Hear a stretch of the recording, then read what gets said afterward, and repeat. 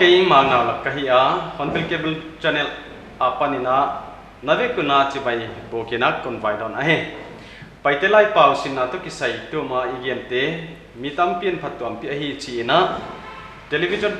tumto na nen te bang ai ki le mi mang hong paite le phone tumto na no pi te tunga ki pathui giana tunung chiang in leng kum no bahia mi ne hi le zalen takle ong tho takina kup thi ding hi chi hi ki zasak ahe tunina salo chik hiya igen nok awma hiya hi lai pau to kisaya bangchi banga tuma a hong hon va ki o saugin o laigin le o te zadan to kisai yen ki zwal ding ele hang pau kichi pek ma hi gel dan ding awma lamka a om kahi igen danina lamka om kahi chi laina hiya hi gel dan di kahi diam chi hi khanna yen dinga hiya hi na edveng veng wa hi le hiya pen o saugin dinga izat telaka o pen hi manina hiya hi diklo a hi wai jia kina om chia o lain le om chia gel ding hi ani na isim danina kalom mon puto kimu hi yeisen taka enveng village in a lom kichi kha yedanin igel hia to kichi yedan igel hia ai ke le kimu chi kha yedan igel hiam chi yel le yeileng lom hiloina lom a hi manen yei diklawa o tomgin o saugin pen yei hi zap ding hi ai wa jo changina paitete na o le u ki gom khom o nei ta I hi inong h ma a o akizat ding chiang ina o saugin pen hi non lawina o la gin pen jang ding hi chi tu ma igen bangina hi to ki chi hi hi ai wai zo chiang ina ki chi ama ki a gen nei lo ki chi na reciprocity hiam mutuality nasep gom khom na pichin khom na ahi manina kimu kichi ama kia gen ne lo ahi manina hiai hi gel khoma kimu chia gel ding ahi chi hi tuma igen sa hi ahi athum na ennon tale singkhwa lom khat hon puwa in singkhwa lom khat chi chu hiai leng hiai da na lom kichi hiai ya gel hi manina hiai pen lom kichi kha AWH pen jal lawa ola gin pen jal ding hi ai non paizol diam tu mai na hong le hon to ki sai hi igena hiai kha hon kichi pen gin hiang ngai se lo na se ai manina hong kichi hiaya din hiang ngai kamal ai manina na hong pia na hong paizol diam pai kichi na semna kalsuan na hi manina hi pen hon kichi a kha diklawin ji kichi ka ibelap su ngai ding hi manina na hong pai zwal diam che ding hi ai hoi zo chiang ina lampi to lo a hi chin gel dan tuam tuamin khen khaten igelwa yai bang leng ou da na ging non lo a au di pen yai a hi tak ja kina to kichi a ka u ibe lap dinga lolo kichi a leng ye hi dena igen tak te bangina lolo che LO get ding hi ai hi thei om tak a hi ma ve aguna hi thei om tak chi a kha om kichi kha om chi to gel ka thei ka the ai manina he om tak kichi pen o lai gin helona o saw gin ding hi ai wai chiang ina ka hekol kong akol lo hi yen le hekol a hiai pen o hiai zat ding ko nga kha kong hilona o saw gin ding hiai pen atom gin ding hi manina akol lo hi ka hekol kong akol lo hi chi ding a hi wai zo ina hi ele hang I thei ding khat chu newspaper khonga na chimwa hi le gom le pai ding tu ke sai amau atang pi a common mistake le hin te thelo mana hi khel kha bang le hin te hong ki chi le hon ki chi te wa ki chi te hi a din pi kamal to gel khom lo ding a hi ichi ma bangina yai pian kha gel khom lo wa hong tun lamen hi lamen ki chi a he ka hi akala hyphen agi a om kha yai pian bang leng lam hyphen n ki chi hi lo zo ding ina lam n yai dana gel ding hi a he akwana nanule na pan yit ding a he yai leng ding ki chi pen kha it to akigel khoma tunung chiang a isur ding a hi manina sawlo yem zwala it ding chi hi gel ka ding a hi hoi zo chiang ina atom na le som na ding ina copy kep siang tho na a hi en zwal le hang ya hi copy ki chi kha olai gi na hi ding a hoi zo chiang ina hi tunung chiang a izil ding yai hi kahon gel zo la hi a paite pau a verb le adjective ina na na form dik chiang ina akamal eng a to pe ma te kha e chakna din siang ki chi bang ji pen ga pen hong mang hiaw ina sian chi na ong ki decline ai le he ki decline na bang ina sian na ki chi a hi a ai ke le siang ki chi a kwa mai na ipa ina siang na ki chi lo a he wai lo ina ging ki chi hi a hi a na ahong ki be lap dek chiang ina ga pen ji pen hong mang hiaw ina gin na chi na yel a he wai ma bang ina hi siang tho wai zo chia na i be lap di te ma chiang ina ji pen hong mang hiaw ina sian tho na chia gel ding hi chi ha atang pi a ibol khel igel khel te hi yai lo leng tam pi om ding a yai tanina izo zwal ding a he punctuation a apostrophe zaddan yen non de yai hi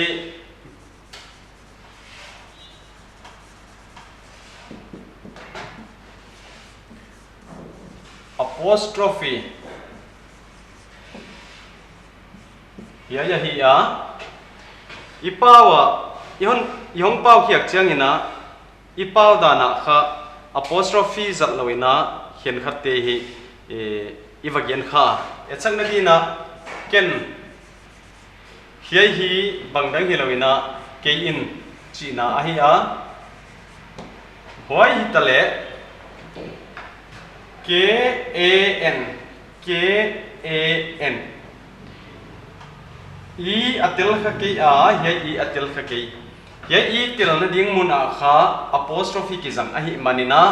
huchi hi tale tu ken hiai i get na hi ai huchi hi le hiai na ma gel ding mo hiai la ma gel ding boy hoi hong hinon ta ai a boy hoi lo na di khat chu ke to i ki jom hia ai ke le i to n ki jom hiam i hiam a hiam mixing ka hon janga tu la school na pangtiat abc jang hi tang zia kina china i thik siam thona ka hi le chin ka hon mix kha a hi wai le ya ke in china di muna ke to i a i chi kha ke to i ki go ma hi manen yai pen ke to i ki gom sak ding in apostrophe n wai dan ding hi a hi huchi hi tale yai pen adik dan hi a hi yai bana adang tampi ama iban etsual di ko ya yai leng k o h huchi hi tale I to a muna zangding i hi a hi le ko chi na di muna yai dana gel ding hi a hi huchi lawa khen khatina ichi dan ko igel chiang ina diklo suwa ka hi manina kwa mai igel ding hi a hi ten ki chi hi am non a te in chi na a hi a hi te in ki chi kha t a n dan I tel lo a hi manina khen khat te na ta hi chi khong ina agel khawa khen khat han suang khong banga ia ta hi le hi chi bang khong a ki gel kha om zia kina adik lo zia hi I thei kha lo man a hi che en I to en ki gom na he san ta ka om lawa akala I ina ka hal a hi manina I din mun a I apostrophe om ding a hi zia kina ya ya ka ten chiang get ding hi a hi to ma bang ina ding in yai dan hi a hi a wai zo chang ina din yai ka den yai to ya ya I le I common a jat thei eng pen kha apostrophe a jang ding hi manina hiai a hi thei ye a hi le yai lama leng jat thei dinga din cha jat thei ding hi a hi me ti pawina leng paw hi a opoi akin jakin eima bangin leng amao adagian kha ku ama kai chatoi no chi khong asawin gen tale kadai da chattori bano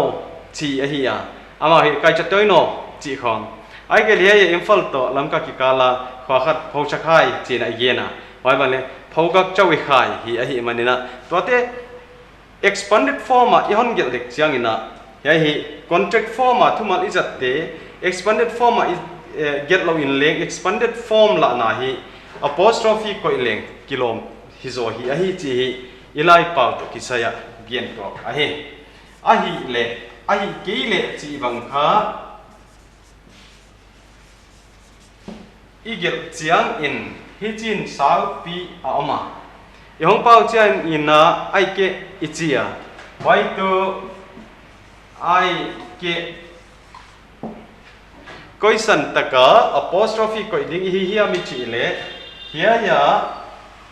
a to I h to k e to e h to hi a hi manina I koi thia hi le hia ya ko ya hia ko hi kilom ma hi a hi chi kha I thei to khi a hi yai to ki saya apostrophe koi mana koi ding chi hi pilwang ma ina igel chiang in leng pilwan so in gel le a hoi ding a hi ani na apostrophe zat na ding muna I zat hi a hoi ma lai na azal lo na ding mun khen khat te I wa zat kha ki tampi tak om hi a hi ani na apostrophe zal lo na ding muna zat kha te dinin sao lo chik khat ka hon gen kha a adjective le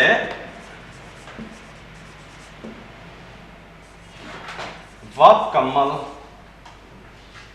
etsang na dina siang adjective hi a mo ging yai tigel kamal apanin etsang na lale pai ti pau hi atituam na ma khata kha adjective le verb apana nam ihon bol lek na a ng eng a to kamal peuma na nong su adek chiang ina ji pen hong mang a hi siang ki chi kha sia na hi a ging ki chi kha gina hong pa ya waya kha akizop pi thei kha sian na bang sian dan bang sian jia bang wai ma bangina gina kha ginna gindan ginjia hena abstract meaning khat hon bol in wai manina ji pen hongmang ina ga ichi pen ji pen hongmang in siang apanin sian hi a wai hi na sian na kichi kha hongsua in yai pen nam hong hi ai wai zo chiang ina ging kichi kha ginga panina gina hong paya gin to na ihan belap chiang ina gin na yai dana kha gin na china na na hong suak hi ai hiya ya kha hen khatte na a root verb root hiam adjective root hiam pai som lo ina ging bang ging na khong achiwa siang bang siang na achiwa ai keile siang apanina siang tho siang tho a kha na yon be lap ding chiang ina tua igen ma ban ji per hong mang in sian tho na hong suwa khi ai hi le leng mi kwa hiam khatina ji din mun a he apostrophe pen koi ngai a hi a hon chiwa siang tho na china ai ke le ging apa na kilain gin na china apostrophe hon koi wa yai pen kha a koi ding dan no a he hochi ai zia ke na sian tho na ki chi kha na na hi a nan pi chi ai zia ke na akala apostrophe kam pa ko se se ngai lo hi a he atum na ding in j le jet chan na igen on de mi khen khatte na adekin lai pa lung lut te na tu lai na avoi pi ma ma he j le jet ko ya jat ding a hi j is na ding mu na jet vajang kha jet jan na ding mu na j jang kha china avoi ma ma wa khen khatin anem le khau khen na din jang ni achiwa khen khatin atum le achaw khen na ding in jang ni achiwa yai hi va hi kim lo a hi manina yai da ni na PLS na policy khat an nei hi tunung chen a hoi josem aum diam zo ithei ki tu tan tana akizat danina je kizat na pe ma hi namdang te na namdang min chini namdang ina min ajatu namdang te min etsak na dina John chi bang ai ke le thilmina jeep chi bang Jerusalem chi khom a je izang ding a wailo pe ma jet he adang pe ma lai mal dang tenga chi mai ni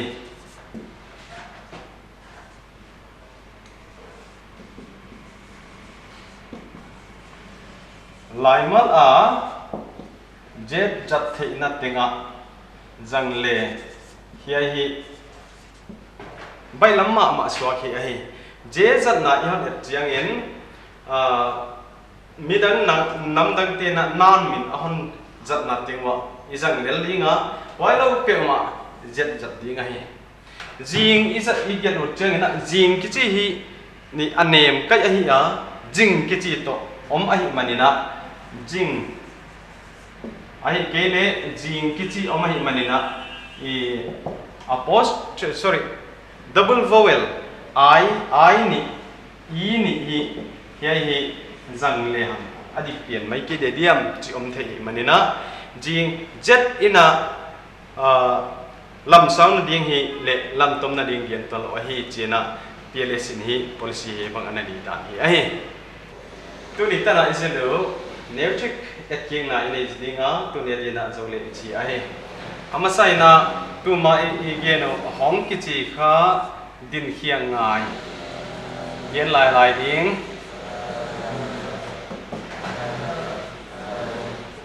din khiang ngai na sep a hi a ke kha ige chang in leng tom gel ding chi a hon ki chi kha chat na ai wai zo chang in na hon ki chi kha lai bu hon pedi ki chi khonga vadin khiak se ngai lo din khiak ngai lo na sep china atom zong igela hiai hi hon ki chi le hong ki chi kha ajat dan tom tor a he wai zo chang ina wa ki chi kha akwan khilam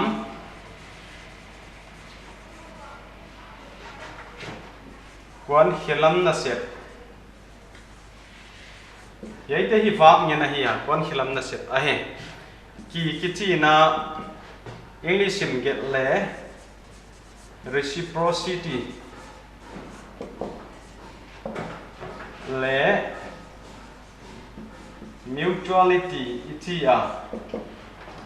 na sep ki thuk tu na le pichin na gen na hi a hoyam dan tu ki chi na ama ken gen nei lo a hi iwa gen dek chiang na kava kisil ding tu ma igen etchang na khati gen kisil ki chi bang a hi a ai kele thangpule lian pu kiswalu chele mi khat kia kiswal chi om thelo hi manina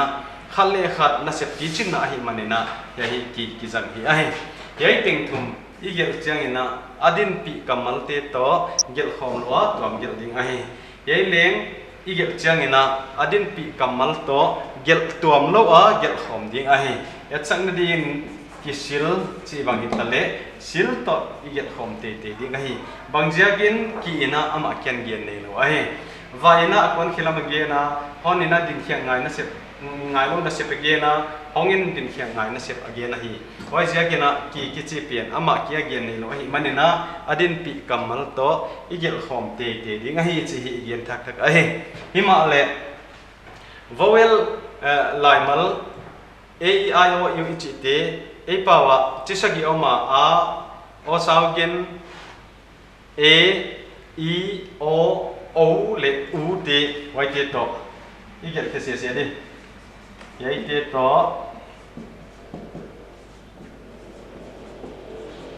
yai te to igel dik chiang ina